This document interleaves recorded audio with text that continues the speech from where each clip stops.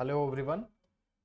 चलिए हम दोबारा से बात करते हैं आपके CDF एग्ज़ाम को लेकर कि आपको इसमें एटलीस्ट आपके इंग्लिश के एग्ज़ाम में मोर देन 75 मार्क्स आपको इसमें लेके आने पड़ेंगे for the qualification of OTA।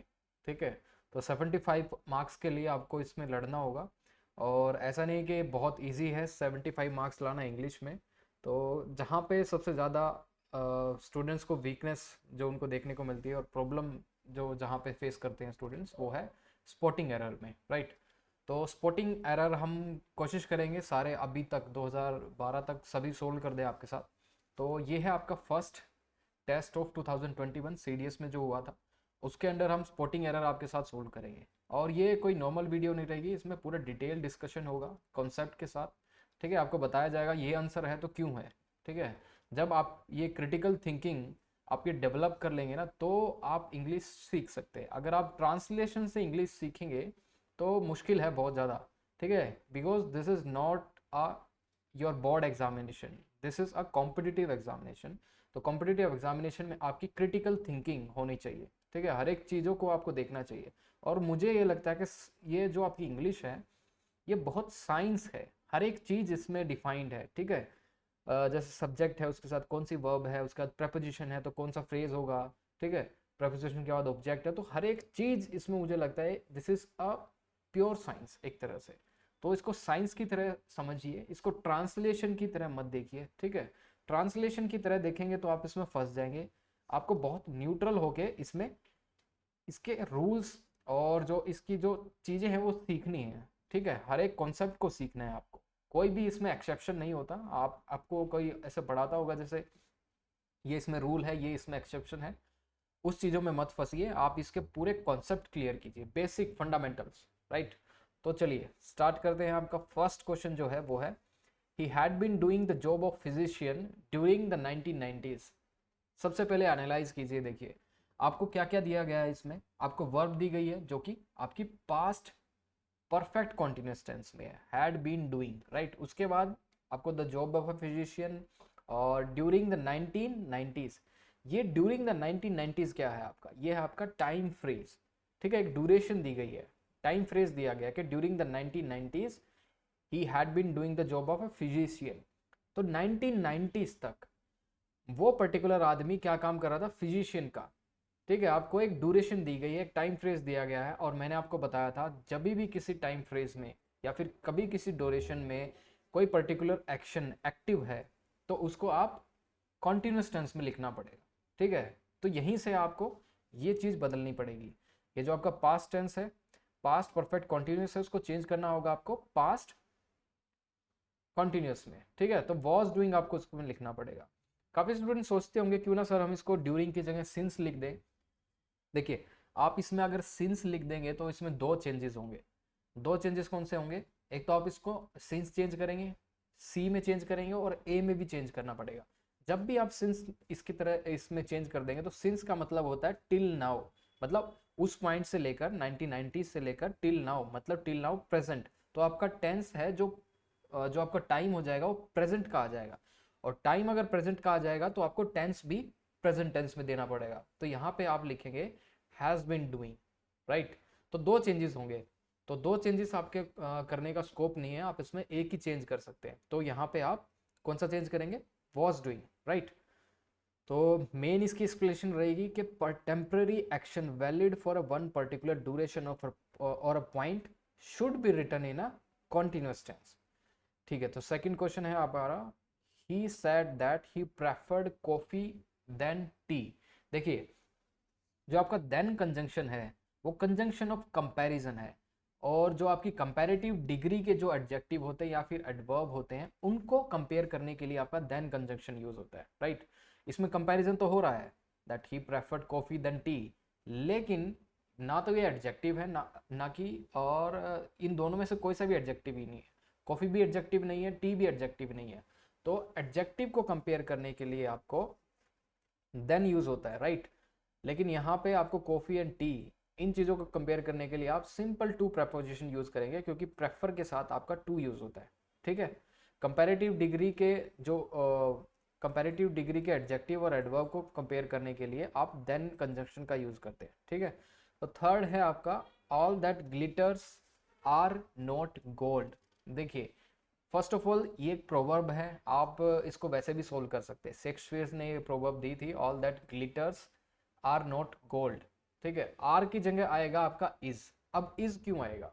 देखिए वर्ब हमेशा जो लगती है वो आपके सब्जेक्ट के अकॉर्डिंग लगती है। अगर आपका सब्जेक्ट प्लूरल नंबर का है तो आपकी वर्ब भी प्लूरल होगी। अगर आपका सब्जेक्ट सिंगुलर है, ठीक है, तो आपकी जो वर्ब होगी वो भी सिंगुलर होगी, राइट।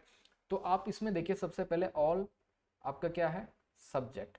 देखिए ऑल जो होता है वो प्लूरल और सिंगुलर दोनों केसेस में यूज होता है। कब ये प्लूरल के लिए यूज होता है? जब ऑल डिफाइन करता है पीपल को, ठीक है। जब इसको प्लूरल वर्ब की जरूरत होती है तो यहां लिखेंगे all the people are present there, ऐसे लिखेंगे। अगर ऑल, ऑल किस रेफरेंस में? इस रेफरेंस में यूज हो रहा है, किसी को रेफर कर रहा है, थिंग को, नॉन लिविंग थिंग को रेफर कर रहा है, तो उसमें आप सिंगुलर वर्ब का यूज करेंगे ऑल के साथ। देखिए अब इसमें गोल्ड जो है वो एक थिंग है, नॉन लिविंग थिंग है, तो यहाँ पे आपको ऑल के साथ इज लगाना पड़ेगा, सिंगुलर वर्ब। ये इसके पीछे का बेसिक कॉन्सेप्ट है और यहीं पे बार बार यूपीएससी आपको तंग करती है, ठीक है।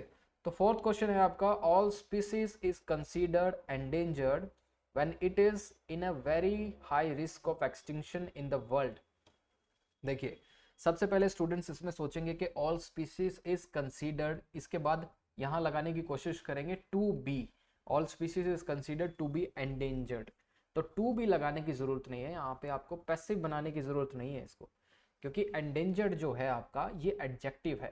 आपने पार्टिसिपल्स पढ़े होंगे, पार्टिसिपल्स क्या होते हैं? वर्ब की थर्ड फॉर्म जो एडजेक्टिव की तरह बिहेव करे। तो वर्ब की थर्ड फॉर्म, एंडेंजर्ड वर्ब की थर्ड फॉर्म है जो एडजेक्टिव की तरह बिहेव कर रही है, और एडजेक्टिव किसको डिफाइन कर रहा है? स्पीसीज को। कैसे पता चला ये एडजेक्टिव है? व्हाट काइंड ऑफ से क्वेश्चन पूछ लीजिए आप पूछिए what kind of species is this, आपका आंसर आएगा एंडेंजर्ड। तो एंडेंजर्ड स्पीसीज है, ठीक है, तो आपका एडजेक्टिव है, यहां तक कोई गलती नहीं है। उसके बाद आप देखेंगे इसमें इन प्रपोजिशन की जगह एट प्रपोजिशन का यूज आएगा। क्यों आएगा एट प्रपोजिशन का यूज? क्योंकि एट रिस्क या फिर एट कोई भी चीज को कोई टारगेट कर रहे हो आप, या फिर कोई किसी रिस्क में है, तो वहां पे आप एट प्रपोजिशन का यूज करते हैं, ठीक है। तो यहाँ पे एट प्रपोजिशन का आप यूज करेंगे। और next is question number fifth, our greatest glory is not in never falling but in rising every time we fail. तो यहाँ पे जो आपकी फेल वर्ब है ये गलत यूज हो गई है, क्योंकि फेल वर्ब जो आपकी ट्रांजिटिव वर्ब होती है उसके साथ आपको ऑब्जेक्ट लिखना पड़ता है, फेल एफ ई डबल के साथ, एफ ई डबल एल, इस वाली वर्ब के साथ। और इसका जो मीनिंग देखें हम, डूइंग होता है, इसका मीनिंग कोई हैपनिंग नहीं होता है। तो डूइंग इस वाले केस में रिक्वायर्ड नहीं है, बिकॉज इस वाले केस में क्या रिक्वायर्ड है? हैपनिंग की। यहाँ पे कोई ऑब्जेक्ट की जरूरत नहीं है आपको वर्ब के साथ। तो यहाँ पे फॉल, इन ट्रांजिटिव वर्ब का यूज होगा, फेल को आप ड्रॉप करेंगे, फॉल लिखेंगे। यहाँ पे हैपनिंग हो रही है, मतलब our greatest glory is not in never falling but in rising every time we fall, मतलब खुद ब खुद गिर जा रहे हैं, तो वहां पे हैपनिंग है, ठीक है, डूइंग नहीं है इस केस में। और किसी को यहाँ पे लग रहा हो कि इन प्रपोजिशन के साथ कुछ गड़बड़ है, नोट पहले लगा रखा है, नेवर को ड्रॉप करेंगे, तो ये बिल्कुल गलत है। नेवर को ड्रॉप नहीं करेंगे क्योंकि नेवर एक एडवर्ब है, इन एक प्रपोजिशन है। नेवर के बाद लिखा गया है फॉलिंग, जो कि एक जिरंड है। जिरंड मैंने बताया था आपको, वर्ब की ऐसी फॉर्म जो नाउन की तरह या फिर नाउन की तरह काम करे, ठीक है। फॉलिंग यहाँ पे जिरंड है, नाउन की तरह काम कर रहा है, और ये एक वर्ब की फॉर्म होती है, और वर्ब की फॉर्म को डिफाइन कौन कर रही है? नेवर, और never is an adverb, right. तो ये पूरा क्या बन गया आपका इन के साथ? ये हो गया आपकी प्रपोजिशन फेज, जिसमें इन, नेवर, फॉलिंग, ये तीनों चीज को मिला के आपकी प्रपोजिशन फ्रेज बन जाएगी, right. So your answer is C. Next is language is an essential mode of communication. देखिए इसमें आप एन आर्टिकल को देखिए, एन आर्टिकल या फिर ए आर्टिकल किसके लिए आता है? सिंगुलर नाउन के लिए हमेशा। एन आर्टिकल और ए आर्टिकल आपका इंडेफिनेट नाउन के लिए आता है हमेशा, और वो सिंगुलर नंबर का होगा। लेकिन यहाँ पे आप अपना नाउन देखिए, ये आपका मोड्स है, तो ये प्लूरल नंबर का, ये चेंज करना पड़ेगा आपको, यहाँ पे मोड लिखेंगे। Language is an essential mode of communication, यहाँ पे सिंगुलर नाउन आपको लिखना पड़ेगा। So next is the matter was been resolve after long deliberation among the members of the team. देखिए यहाँ पे the matter was been resolve, दो be की फॉर्म एक साथ यूज की जा रही है, जो कि कभी भी पॉसिबल नहीं है। बी की फॉर्म आप दो इकट्ठी यूज नहीं कर सकते, कोई मतलब ही नहीं बनेगा इसका। वॉज आप यूज कर सकते हैं, वॉज के साथ रिजोल्व यूज किया गया है तो इसका मतलब पैसिव है। तो पैसिव सेंटेंस की आपको यहाँ पे जरूरत है। मेन चीज क्या है, पैसिव सेंटेंस होना चाहिए आपके साथ। तो पैसिव सेंटेंस की मीनिंग यहाँ से भी कन्वे हो रही है, the matter was resolve, be की फॉर्म प्लस वर्ब की थर्ड फॉर्म, ये बन गया आपका पैसिव। लेकिन ये बीन क्यों यूज किया गया है, बीन की यहाँ पे कोई जरूरत नहीं है। अगर यहाँ पे होता the matter has been resolve, ठीक है, इसका मतलब क्या बनता, प्रेजेंट परफेक्ट कॉन्टिन्यूस, हैज के साथ बी की थर्ड फॉर्म हो गई तो परफेक्ट बन गया, बी के साथ वर्ब की थर्ड फॉर्म होगी तो ये बन जाता पैसिव। लेकिन ये तो कोई मीनिंग बना ही नहीं, दो बी की फॉर्म आपकी कभी भी यूज नहीं हो सकती एक साथ, हो सकती है लेकिन वो कॉन्टिन्यूस होना चाहिए। इज बीइंग हो सकता है, इज बीइंग, ठीक है। Next is care has been taken to ensure safety and security of the participants in the event. देखिए आपकी जो गलती है सबसे पहले मैं बता देता हूँ, बी, ऑप्शन बी में गलती है, टू एंश्योर द, आपको द यहाँ पे आर्टिकल यूज करना पड़ेगा, डेफिनेट। क्यों डेफिनेट है ये, क्योंकि आपकी फ्रेज डेफिनेट है, क्योंकि इस पर्टिकुलर फ्रेज को, इस नाउन फ्रेज को डिफाइन किया गया है। डिफाइन किसने किया है, इस वाली प्रपोजिशनल फ्रेज ने। देखिए of the participant in the event, participant in the event, which event, ठीक है, of the participant in the event to ensure the safety and security of the participant, ठीक है, किसकी safety and security, of the participant. तो ये जो participant in the event है, safety and security, इसको डिफाइन कर रहा है। तो ये हो गया आपकी प्रपोजिशनल फ्रेज और ये ऑब्जेक्ट हो गया किसका, प्रपोजिशन का। तो यहाँ से ये आपकी नाउन फ्रेज है, ये डेफिनेट फ्रेज बन गई है। तो डेफिनेट फ्रेज बन गई है तो उसके लिए आपको डेफिनेट आर्टिकल यूज करना पड़ेगा, the safety and security.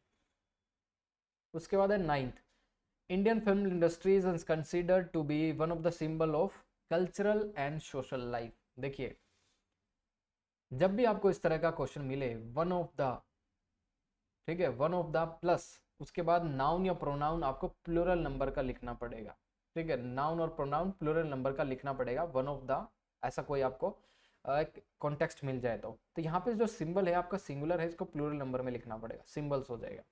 Next is it is still true that the Indian economy is dependent on monsoon. देखिए ये आपका सेंटेंस ठीक है, लेकिन अगर एग्जाम में आपको ना पता चले ये ठीक है नहीं है, क्योंकि आपको क्रेविंग होती है, मतलब ऐसा लगता है, इंट्यूशन आती है कि कुछ ना कुछ आपको ठीक करना होता है, तो ऐसा मत कीजिए। अगर आपको उसका मीनिंग कन्वे हो रहा है किसी भी सिचुएशन में, मतलब किसी भी कॉन्टेक्स्ट में आपको लग रहा है इस पर्टिकुलर स्टेटमेंट का मीनिंग ठीक होगा, तो आप उसको नो एरर करके आ सकते हैं, क्योंकि इसका जो कॉन्टेक्स्ट है, जैसे it is still true that the Indian economy is dependent on monsoon, यहाँ पे मैंने सोचा था कि मैं स्टिल की जगह येट करूंगा, क्योंकि येट कहाँ पे यूज होता है, जब आपका जो कॉन्ट्राडिक्शन दिखाना होता है, इट इज, और दिस ऑपोजिट कुछ आपको दिखाना होता है, कंप्लीशन का, नेगेटिव कंप्लीशन दिखाना पड़ता है। आप जब भी आपको स्टेटमेंट में, तब आप येट यूज करते हैं। तो it is yet true that the Indian economy is dependent on monsoon, ये भी ठीक है। और आप नहीं करेक्शन करना चाह रहे तो यहाँ पे लिख सकते हैं it is still true that the Indian economy is dependent on monsoon, ये बिल्कुल ठीक है, नो एरर इसमें आएगा। तो ये सब था। अगर आपको इसमें से कुछ भी समझ में नहीं आया, यू कैन कमेंट डाउन, तो मैं आपको अच्छे से उसको डिटेल में दोबारा से बता दूंगा, ठीक है।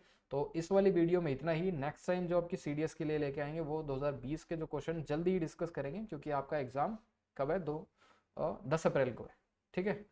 So thank you.